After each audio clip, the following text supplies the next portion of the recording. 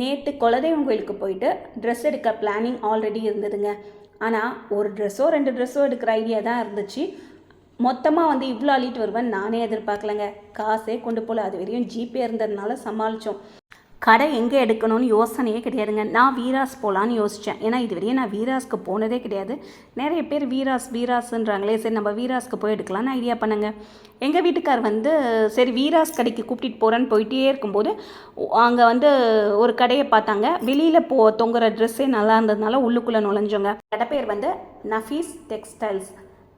வீராஸ் கடை தெருவுலையே தாங்க இருந்தது.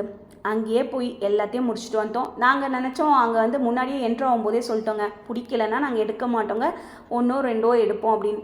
அவரை வந்து இந்த மாதிரி வந்து ரேட் வைஸாக 300 400 500 அப்படின்னு சொல்லிட்டு ரேட் வைஸாக எடுத்து போட்டதும் உங்ககிட்ட எடுத்து கொடுத்துட்டு சொல்லிட்டேன், 6 மாதத்துக்கு இதோட ட்ரெஸ்ஸே கேட்காத, ஏன்னா தீபாவளி பொங்கல் பிறந்த நாள் எல்லாத்துக்கும் இந்த ட்ரெஸ் தான் அப்படின்னு சொல்லிட்டேன்.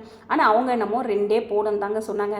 எனக்கு தான் ஆசை எங்கே விட்டுது, 3 வாட்டி கடைக்கு வர வேண்டிய அவசியம் இல்லைன்னு சொல்லிட்டு மொத்தமாக எடுத்துகிட்டு வந்துட்டேன். சரி காலேஜுக்கு போகிற பொண்ணு, சரி ரொம்ப நாள் கழிச்சு எடுக்கிறோம் ட்ரெஸ்ஸு. எப்பயுமே ஆன்லைன் ஷாப்பிங்லேயே எடுக்கிறதுனால ட்ரெஸ்ஸுங்க சுமாராக தாங்க இருந்தது. இது எனக்கு ரொம்ப பிடிச்சிருந்ததுனால இத்தனை ட்ரெஸ்ஸும் எடுத்தாச்சு.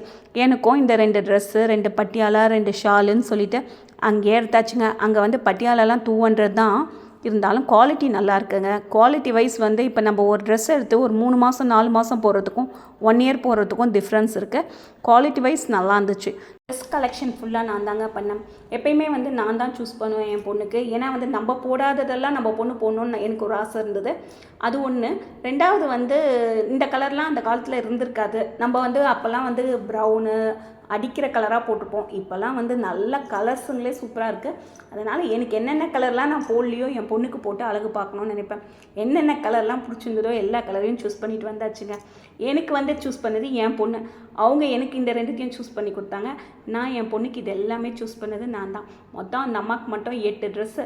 இதோட 6 மாதத்துக்கு அந்த அம்மாவுக்கும் சரி எனக்கும் சரி ட்ரெஸ்ஸே கிடையாது.